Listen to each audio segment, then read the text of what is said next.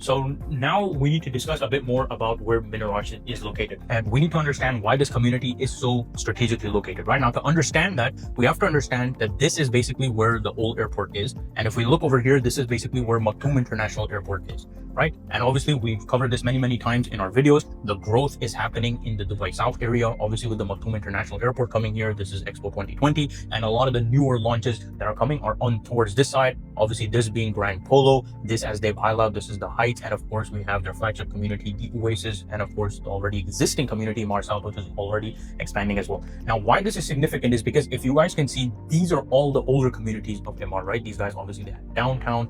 We made Emirates Living. This is one of the first ones that they've made. Obviously, Dubai Marina, MR Beachfront, which is the most, comparable basically to Rashid, Mina Rashid. And then, of course, the one that's under construction right now, Dubai Creek Harbor, and then in the middle where we have the ranches, all these things, Dubai Hills. So if you can see, most of the communities are coming on this side of the map. Now, most of the new people who are moving in are the residents. They like to stay in suburban areas. They live in these kind of areas, but there is one big market that these guys were not tapping, and that is basically all of Old Dubai. If you guys see over here, this is basically the Dubai frame.